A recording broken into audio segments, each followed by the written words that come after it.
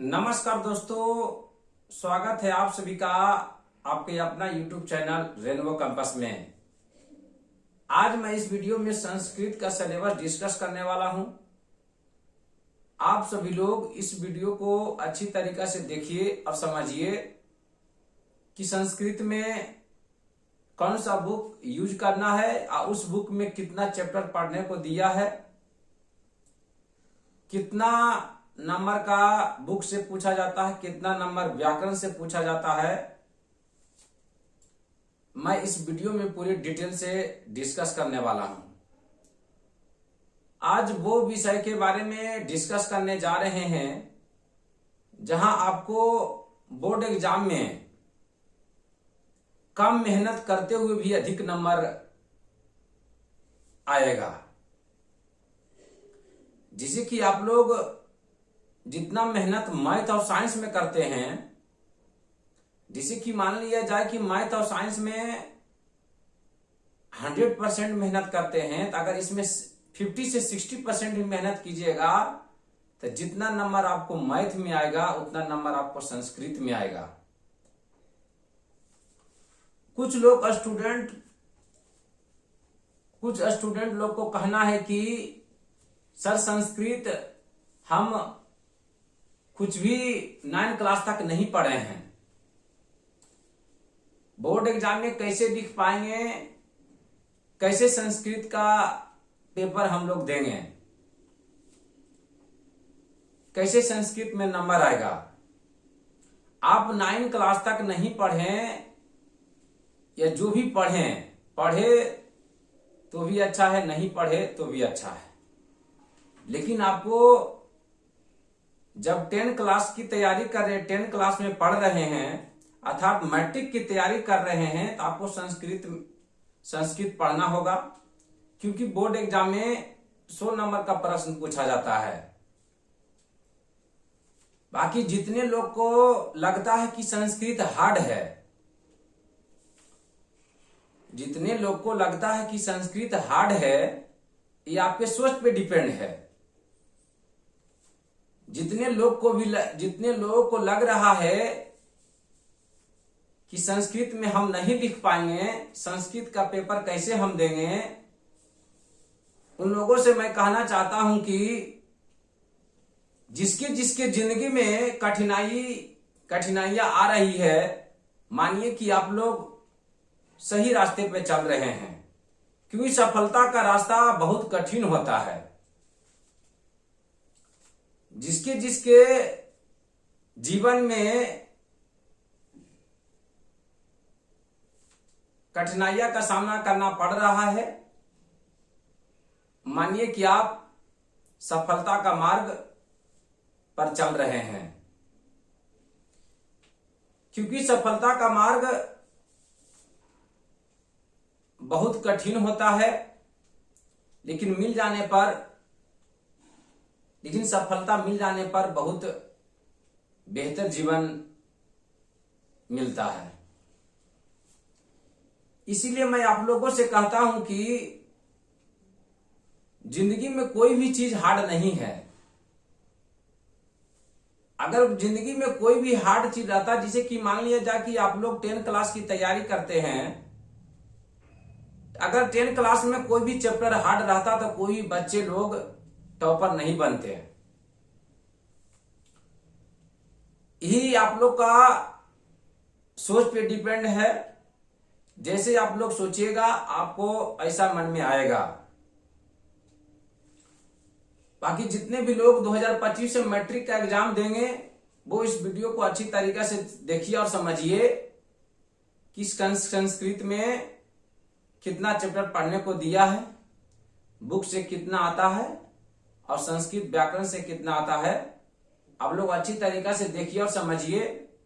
बाकी खुद पर विश्वास कीजिए, दुनिया में सब कुछ संभव है। यहां हम लिखे हैं Sanskrit full syllabus analysis matric exam 2025 Bihar board. यहां लिखे हैं संस्कृत में पहला चैप्टर पढ़ने को दिया है मंगलम चैप्टर है, जो उपनिषद से लिया गया है। मैं इस चैप्टर में आप लोग को बताएंगे, इस चैप्टर में पढ़ने का मंत्र के बारे में पढ़ने दिया है। कितना मंत्र है, वो मंत्र कितने उपनिषद शब्द से लिया गया है, कितना उपनिषद से लिया गया है, वेद की संख्या कितना है, वेदांत की संख्या कितना है, उपनिषद की संख्या कितना है, मैं इस चैप्टर में पूरे डिटेल से डिस्कस करेंगे। दूसरा चैप्टर का दिया हुआ है पाटलिपुत्र वैभव, मतलब पाटलिपुत्र वैभव के हम लोग पटना के बारे में डिस्कस करेंगे कि पटना में क्या क्या प्रसिद्ध है, क्या क्या देखने को मिलता है, यही सब हम लोग डिस्कस करेंगे सेकेंड चैप्टर में। थर्ड चैप्टर का नाम है आलस कथा। इसमें आप लोग को बताएंगे कि जीवन में हमें आलस नहीं करना चाहिए। आलस हमारे जीवन का मानिए एक शत्रु है। इसमें बताएंगे आप लोग को कि 4 आलसी के बारे में डिस्कस किया गया है, क्या क्या इसमें किसके द्वारा लिया गया है। एक मिथिला के मंत्री हैं जिनका नाम है वीरेश्वर, वो आलसियों के बारे में क्या सोचते हैं और किस प्रकार वो सही आलसियों को सुरक्षा प्रदान करते हैं, मैं पूरे डिटेल से इस वीडियो में डिस्कस करेंगे। मतलब इस क्लास में, मतलब तीसरा चैप्टर में हम लोग डिस्कस करेंगे कि हमें जीवन में आलस नहीं करना चाहिए, इससे आपको शिक्षा मिलेगा। अगला चैप्टर है चौथा, संस्कृत साहित्य लेखिका के बारे में डिस्कस करेंगे। पांचवा चैप्टर है भारत महिमा। इस चैप्टर में बताएंगे कि देवता लोग भी भारत में जन्म लेना चाहते हैं, भारत के गुणगान गाना चाहते हैं। इस चैप्टर में हम लोग डिस्कस करेंगे। अगला चैप्टर है भारतीय संस्कार। इसमें बताएंगे आप लोग कि संस्कार की संख्या कितने हैं और कितने प्रकार के होते हैं, क्योंकि जीवन में संस्कार का होना बहुत जरूरी है। आप कितनों भी पढ़ लीजिएगा लेकिन संस्कार आपके पास नहीं है तो मानिए कि अनपढ़ है। इसे पूरा डिटेल से आपको बताएंगे संस्कार के बारे में। उसके बाद 7 चैप्टर है, 7वां चैप्टर में है नीति श्लोका। इस चैप्टर में आपको बताएंगे कि इंसान को जीवन में क्या करना चाहिए, नहीं करना चाहिए। इस चैप्टर में आप लोग को हम बताएंगे। उसके बाद बताएंगे 8वां चैप्टर में कर्मवीर कथा। अगला चैप्टर है 8वां चैप्टर का नाम है कर्मवीर कथा। इस चैप्टर में एक लड़का का नाम है राम प्रवेश राम, जो एक गरीब फैमिली से बिलोंग करता है। वो गांव में निवास करता है। एक शिक्षक इसके गांव जाते हैं और वो शिक्षक उस लड़का को एजुकेशन के बारे में बताते हैं। अब वो लड़का एजुकेशन के बारे में पता लगाते लगाते वो जो भी एजुकेशन का रूल बताते हैं उस लड़का एजुकेशन का रूल फॉलो करता है। वो शिक्षक का रूल फॉलो करते हुए अपना मंजिल को कैसे प्राप्त करता है, मैं इस चैप्टर में पूरे डिटेल से डिस्कस करूंगा कि कैसे उसको एजुकेशन के बारे में, एजुकेशन का अर्थ समझा, एजुकेशन का अर्थ समझकर वो मंजिल तक कैसे प्राप्त किया, अर्थात कैसे मैट्रिक एग्जाम पास किया, कैसे इंटर पास किया, कैसे ग्रेजुएशन पास किया और फिर यूपीएससी की तैयारी कर कैसे यूपीएससी में प्रथम रैंक लाया और अपना गांव का नाम रोशन कर दिया और इतिहास रच दिया। मैं इस चैप्टर में पूरे डिटेल से डिस्कस करूंगा। उसके बाद दिया है 9वां चैप्टर स्वामी दयानंद। स्वामी दयानंद के बारे में डिस्कस करेंगे, जिसे आप लोग जानते हैं कि आज समाज के संस्थापक है स्वामी दयानंद, वही है। इसके बारे में डिस्कस करेंगे हम लोग स्वामी दयानंदा के बारे में। उसके बाद हम लोग 10वां चैप्टर में पढ़ेंगे मंदाकिनी वर्णम। इसमें आप लोग को बताएंगे जिसे कि राम लक्ष्मण सीता जब वनवास गए थे तो मंदाकिनी नदी के किनारे कुछ समय रहे थे।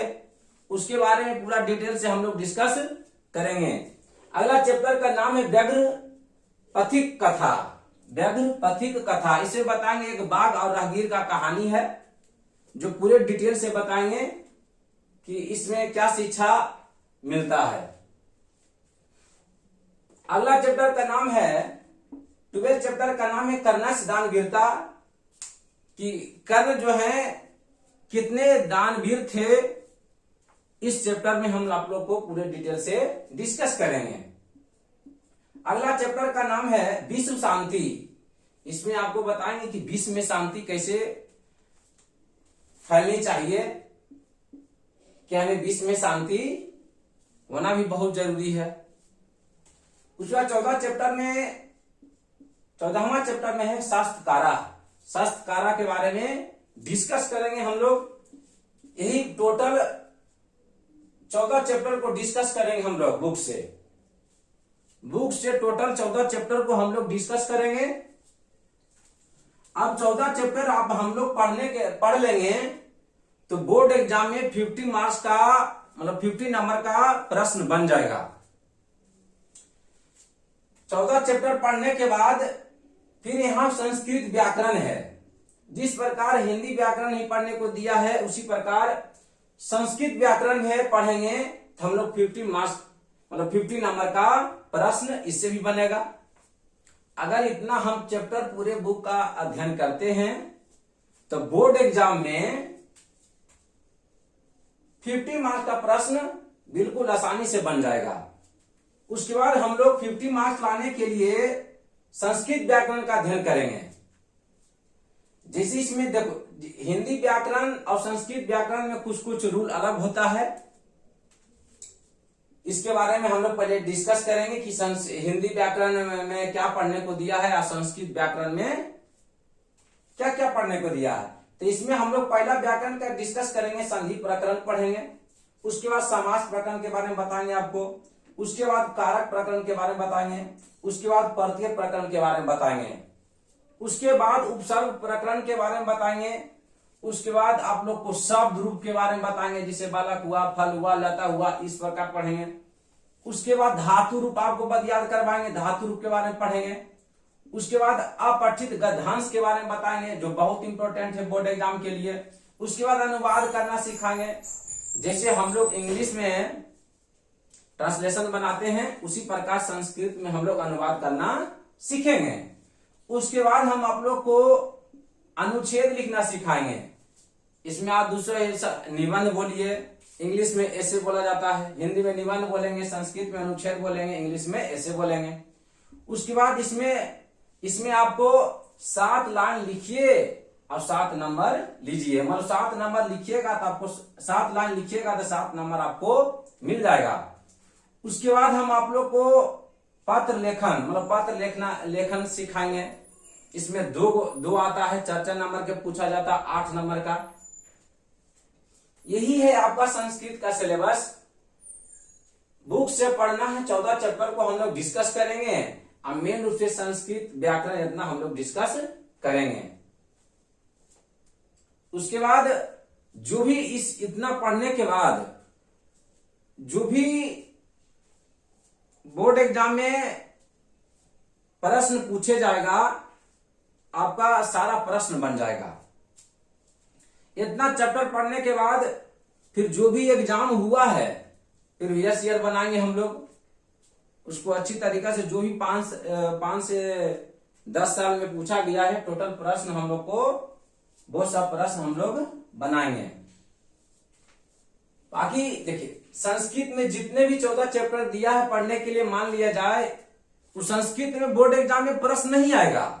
मिनिमम 80 से 90% आपको हिंदी में प्रश्न पूछा जाएगा, वही आपको प्रश्न खाली मतलब पढ़कर उत्तर देना है।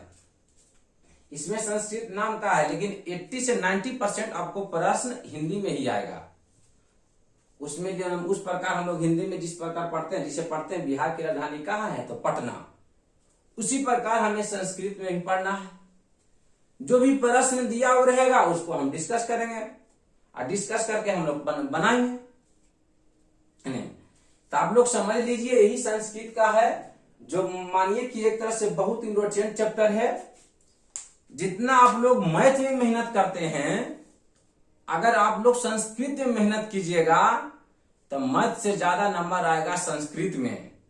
अगर आपको संस्कृत के बारे में 50% भी नॉलेज है तो आपको मैथ जैसा नंबर संस्कृत में आएगा। इसलिए आप लोग डरिए नहीं, समझिए कि कौन कौन चैप्टर है। हम लोग अपना अच्छी तरीका से पढ़ेंगे। आप पूरे डिटेल से जो भी टॉपिक दिया हुआ है सबको पूरे डिटेल से डिस्कस करेंगे। बुक जो भी 14 चैप्टर पढ़ने को दिया है, अब व्याकरण पढ़ने को दिया है, बाकी आप लोग देख लीजिए, समझ लीजिए और कॉपी में नोट कर लीजिए। बाकी नेक्स्ट वीडियो में मिलेंगे। कल आपको इंग्लिश का सिलेबस डिस्कस कर दिया जाएगा। बाकी जो भी लोग मैथ का, साइंस का, SST हिंदी का सिलेबस नहीं देखे हैं, कृपया करके आप सभी लोग उस वीडियो को देख लीजिए। हम YouTube पर डाल चुके हैं, मतलब डिस्कस कर चुके हैं कि मैथ का सिलेबस क्या है, कौन कौन चैप्टर पढ़ने को दिया है, साइंस का सिलेबस क्या है, साइंस में कौन कौन चैप्टर है, कितना चैप्टर है पढ़ने को दिया है, सब हम पूरे डिटेल से एनालिसिस कर दिए हैं। आप लोग देख लीजिए। बाकी ठीक है, नेक्स्ट वीडियो मिलेंगे। Thank to all of you.